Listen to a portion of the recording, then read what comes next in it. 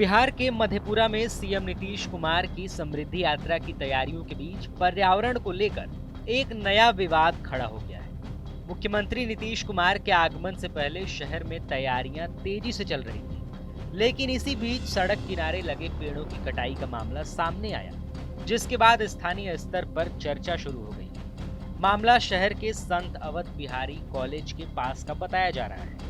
यहाँ सड़क किनारे वर्षों से लगे हरे भरे और छायादार पेड़ों को अचानक काट दिया गया। स्थानीय लोगों का कहना है कि मुख्यमंत्री के कार्यक्रम को लेकर सड़क की साफ सफाई और व्यवस्था दुरुस्त करने के नाम पर कई पेड़ों पर आरी चला दी गई। ग्रामीणों और आसपास के लोगों ने इस कार्रवाई पर भारी नाराजगी जताई। उनका कहना है कि एक तरफ सरकार पर्यावरण संरक्षण और हरियाली बढ़ाने की बात करती है, वहीं दूसरी ओर वीआईपी कार्यक्रमों की तैयारी के दौरान नए और पुराने दोनों तरह के पेड़ों को ही काट दिया जाता है। स्थानीय लोगों के मुताबिक अगर सड़क की व्यवस्था बेहतर करनी थी तो पेड़ों की छटाई की जा सकती थी। इससे सड़क भी साफ रहती और पेड़ों को नुकसान भी नहीं होता। लेकिन पेड़ों को पूरी तरह काट देना पर्यावरण के लिए गंभीर नुकसान माना जा रहा है। इलाके के लोगों ने यह भी कहा कि ये पेड़ कई वर्षों से यहाँ मौजूद थे और गर्मी के मौसम में राहगीरों को छाया देते थे।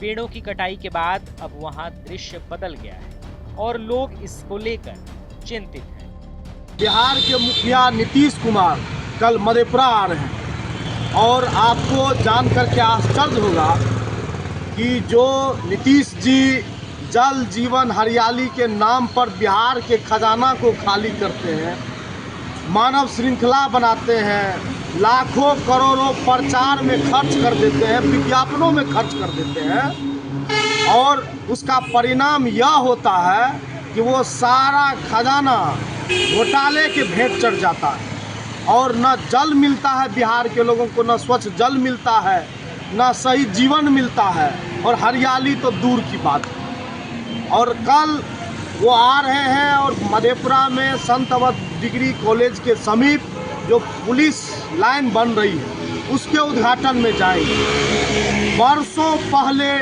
वहाँ जो सड़क के किनारे में दर्जनों पेड़ लगाए हुए थे, मोटे मोटे फलदार पेड़ लगाए हुए थे, उनको किस प्रकार से बेरहमी से काटा गया और केवल इसलिए वो कोई व्यवधान नहीं बन रहा था, सड़क के किनारे था, लेकिन जिला प्रशासन सरकार के अधिकारी की संवेदनहीनता, सरकार के लोगों की संवेदनहीनता दिखी कि उस वृक्ष को धराशायी कर दिया।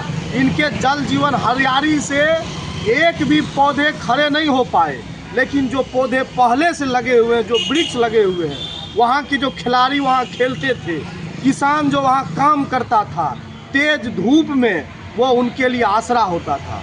उन सभी वृक्षों को, दर्जनों वृक्षों को जो बड़ी बेरहमी से काट दिया गया।